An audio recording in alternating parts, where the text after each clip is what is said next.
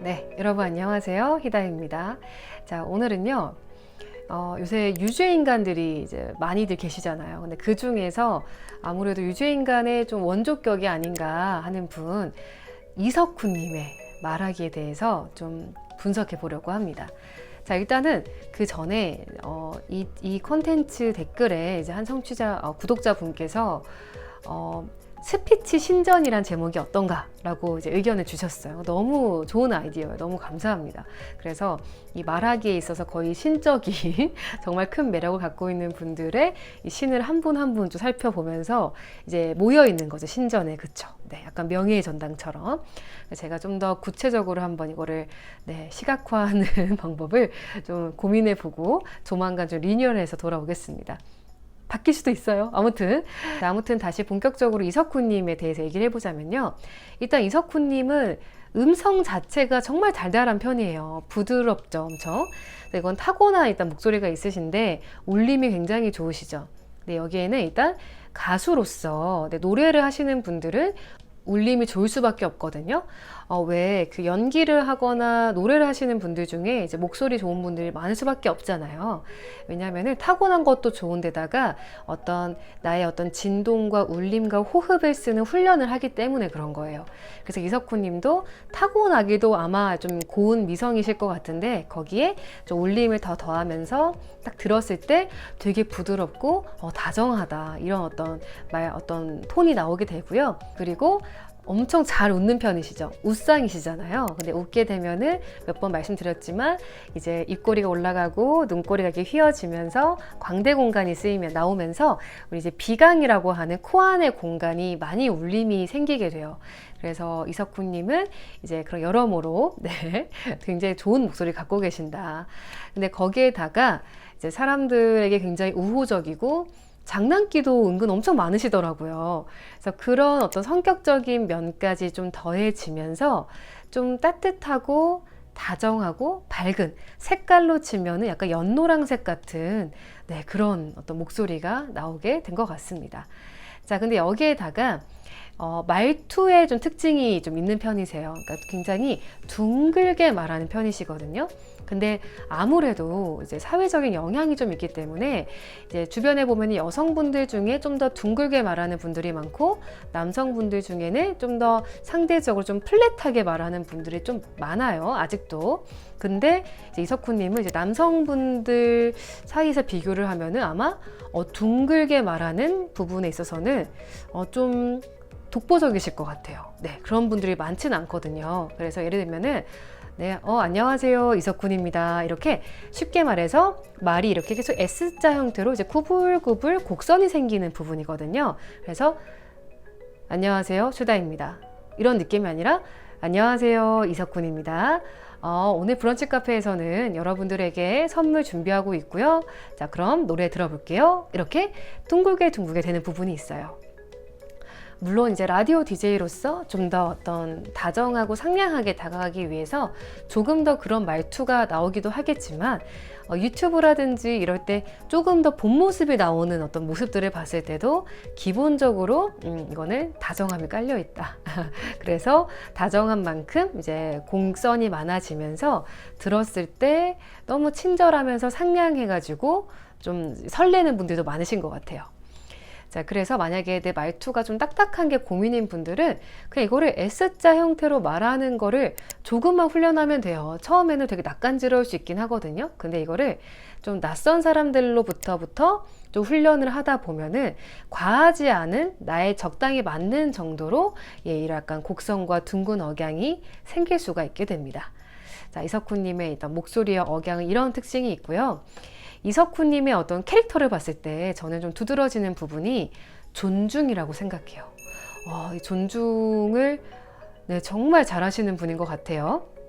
그래서 청취자를 대할 때든 아니면 뭐 유튜브 같은 데에서 뭐 진행하면서 시민을 만날 때이든 간에 그 존중하는 태도가 있기 때문에 얼굴 찌푸려지거나 저 멘트는 좀 과한데? 라는 부분이 전혀 없이 부드럽게 가거든요. 그래서 이석훈님이 나올 때는 방송을 보거나 그럴 때도 참 더 안심이 되는 것 같아요. 이 사람은 뭔가 남에게 상처를 주거나 좀 뭔가 해로운 말을 하지 않을 사람. 장난을 치더라도 선을 지킬 사람이다. 이런 게 좀 신뢰가 있고 안심이 되다 보니까 조금 더 마음이 편해져서 그 특유의 좀 코지한 분위기가 만들어지는 것 같습니다.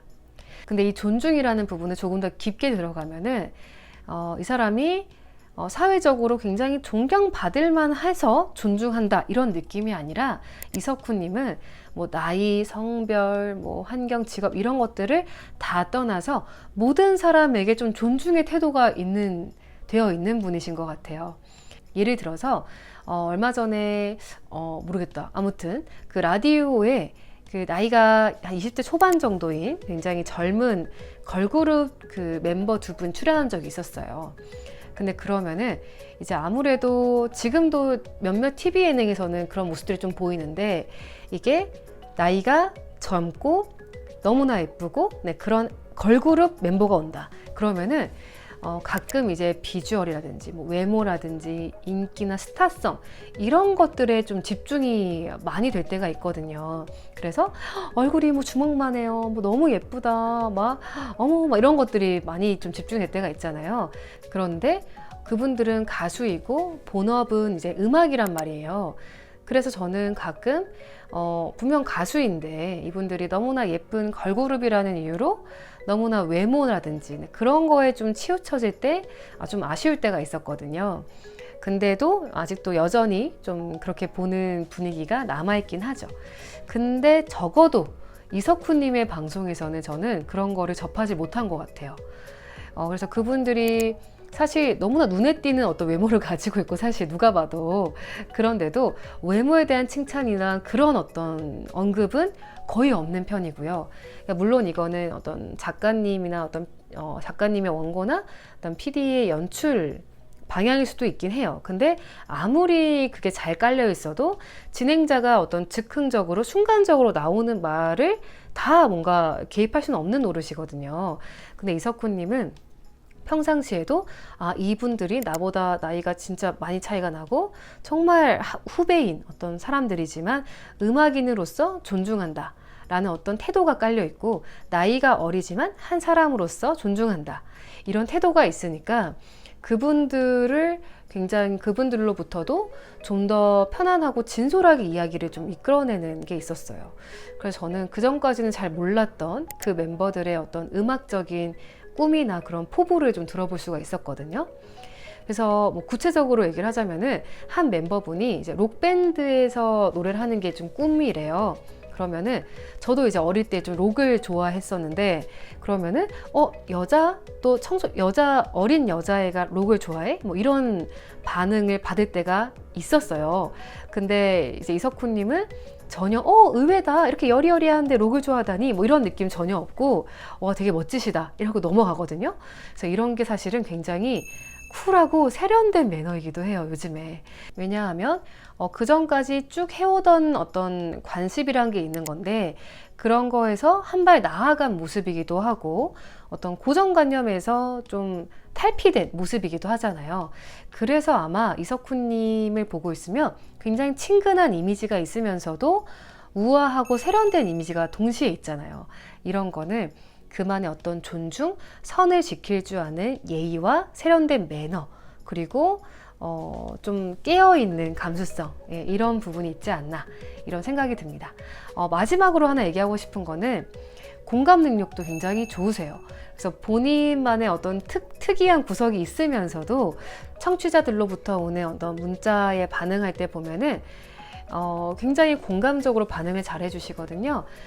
제가 예전에 대학에서 그 상담 심리 이런 걸 배울 때에도 반영하기라는 기법이 있대요. 반영하기는 뭐냐면, 그러니까 리플렉션이죠. 거울처럼 이제 딱 비춰주는 거예요. 그래서 제가 만약에 제가 어제 시험 공부를 하다가 너무 자버려가지고 시험을 망쳐서 망했어요 라고 하면은 열심히 준비했는데 잘 안 돼서 너무 속상하겠다 이렇게 마음을 좀 헤아려 주는 부분들, 그 사람의 마음을 내가 거울처럼 이렇게 비춰주는 거죠. 그러니까 이런 반영하기를 쓰게 되면은 이제 듣는 사람에 있어서는 되게 경청되는 느낌이 있고 존중받고 마음을 깊이 좀 이해받는 느낌을 받을 수가 있잖아요. 근데 이석훈 님도 라디오 진행자로서 그런 부분을 굉장히 능하신 것 같아요. 그래서 물론 웬만한 라디오 DJ 분들이 다 그렇게 좀 공감적으로 반응을 하긴 하지만 이석훈님은 이렇게 그 청취자가 미처 오픈하지 않은 부분들도 이렇게 딱 짚어주는 능력 있죠? 그래서 예를 들어서 어떻게 했다니 진짜 보람차실 것 같아요. 와, 꾸준히 그 습관을 지금 하신 거잖아요. 진짜 대단하고 멋지신 것 같아요. 진짜 뿌듯해 하셔도 됩니다. 이런 식으로 반영하기를 굉장히 잘 쓰는 분입니다. 그래서 어쨌든 존중에서 다 출발한 것 같기는 해요. 존중에서 출발했기 때문에 그런 다정한 태도와 배려한 태도가 나올 수가 있는 것이고, 세련된 매너가 나올 수 있는 것이고, 공감적인 태도로 어떤 사람들의 마음을 좀 위로해 줄 수 있는 이런 모든 거를 좀 아우른 분이 아닌가 생각이 듭니다. 그래서 이런 부분에서 이게 유죄인간의 모먼트가 또 나오는 거겠죠? 자, 만약에 나도 이석훈 같은 어떤 매력을 갖고 싶다 한다면은 일단은 좀 사람에 대한 존중과 예의, 네, 그런 어떤 선을 지킬 줄 알고 정말 있는 그대로 타인들을 존중하는, 나이가 어린 어린이일지라도 혹은 나보다 이 분야에 잘 지식이 없는 사람일지라도 있는 그대로 존중하는, 네, 그런 어떤 마인드가 가장 중요하지 않을까. 뭐 하루아침에 가질 수는 없는 부분이죠, 사실은. 그래서 오늘은 뭐 쉽게 이석훈님을 따라하기는 좀 어려운 부분이긴 하겠지만, 적어도 진정 원한다면은 이석훈님의 진행이나 방송을 좀 들으면서 사람들의 말에 어떻게 반응하는지를 좀 듣고 따라하는 것도 좋은 훈련이 될 것 같아요. 그리고 나아가서 둥글게 말하는 억양 같은 것들은 생각보다 좀 쉽게 얻을 수 있는 부분이기 때문에 한번 좀 따라해 보시면 좋겠습니다. 자, 여러분, 희다였고요. 다음 시간에 만나요. 안녕.